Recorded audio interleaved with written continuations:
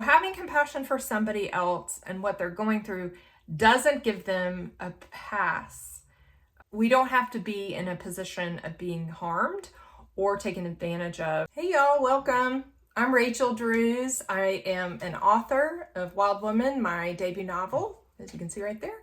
And also I'm an advocate for healing. I'm an advocate for personal growth, transformation. I like to work with people one-on-one and or in groups where we help you navigate complex emotions or process any things that has been difficult or challenging or that you find challenging and help you move through it. I'm also, I would say, a guide, so a coach and a guide for creatives or sensitive souls, anybody navigating burnout or life transitions or just want some support in their lives. We all need this extra support. The point today to talk to you was about compassion and this idea that having compassion doesn't give other people a pass, right? So a lot of times in relationship with others, the idea is that we're supposed to get to a place of understanding. And if this isn't your experience, if this isn't the message that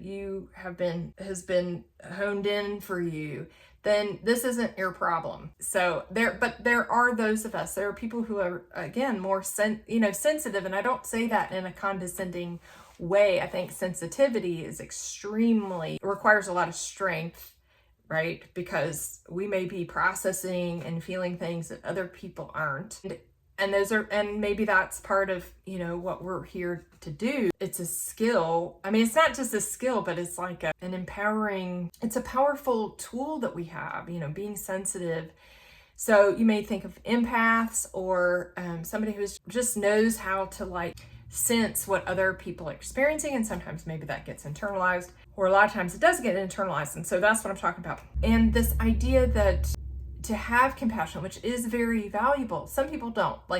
It's something that there definitely needs to be more of, right? There needs to be more compassion. I see compassion as like a humility, also an expression of humility, because it indicates that I can see myself, or I have an understanding of another person's experience that may not even be my own. And instead of having a judgment and finding fault with where they are or thinking that I'm better than or anything like that, the compassion there is to really feel like a sensitivity to what a person's going through. And if there's need to lend a hand or just to have an understanding, we have connection. I mean, that's how we create connection.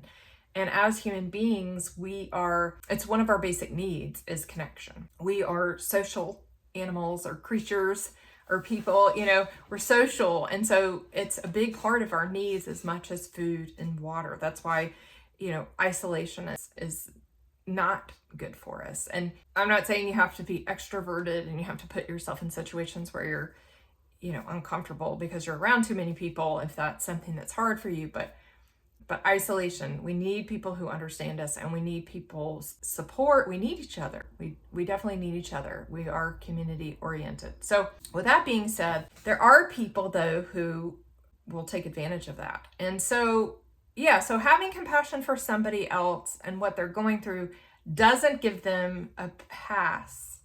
And it doesn't give them a pass. We don't have to be in a position of being harmed or taken advantage of in order to also hold an understanding of what somebody else is going through. So I can have that. I don't know if you've heard the thing detach with love, but in a way that's what I'm talking about, right? So compassion doesn't excuse people's behavior. Like if other people are acting out, or if their behavior is harmful, or if it just is that you've experienced so many times where you've felt like, yes, really trying to see yourself in their shoes. But then in the end, it just kind of has this attachment where it traps you into whatever they're going through. And it really doesn't help. It's not really helping them. It's not helping you, and it's not helping them. So when we can have compassion for others and what their experience is without without it harming us. Yeah, so having compassion doesn't give another person a pass. I, for the longest time, thought that compassion was, I do think it's really important to be able to see ourselves in other people's shoes. Like, it's empathy, but I see compassion as like empathy. Sometimes empathy is really feeling what another person is feeling, but it's similar, it has a similar resonance. Yeah. And I do think another value of compassion is when we have compassion for others, can you bring it inward? Can I have the same level of understanding and tenderness that I am expressing towards somebody else? And can I actually feel that for myself? And if that is difficult, then that's an area that I can work on.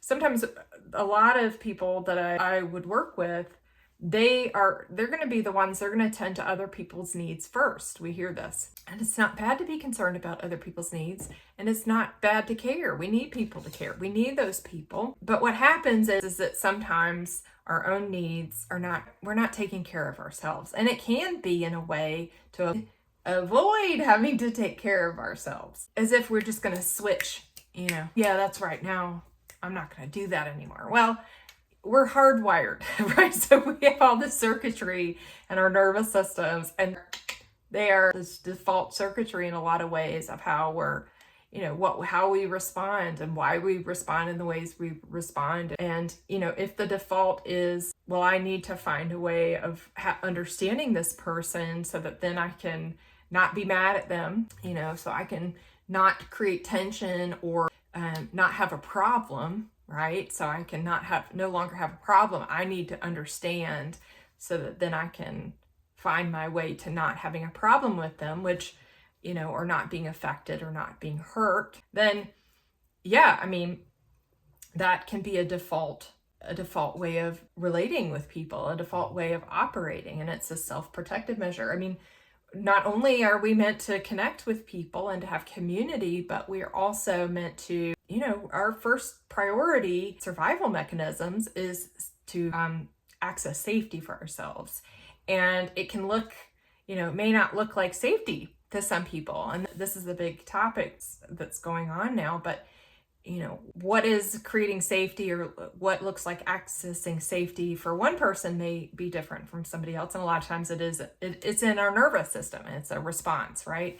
So you hear a lot about trauma responses and the varying trauma responses. And if you want to learn about a new trauma response, FAWNING, I suggest that you get my friend Ingrid, Dr. Clayton's book, FAWNING. It's coming out. So go ahead, you can pre-order it and learn about this new trauma response. And these are ingrained in our nervous system. So when I say having compassion for someone else, or finding a place of compassion for somebody else or somebody else's behavior, for somebody else's situation, doesn't give them a pass. What I mean is it doesn't excuse bad behavior. It doesn't give them a pass to act poorly, or it doesn't give them a pass in that I can't be affected, or I can't have feelings, or I can't have a reaction. Whether I express it or not, whether I can express it or not is not necessarily what I'm talking about. And I'm also not saying like, okay, so then you just need to have better boundaries. I'm talking about what my thoughts are, like how I'm running these thoughts through my head, how I'm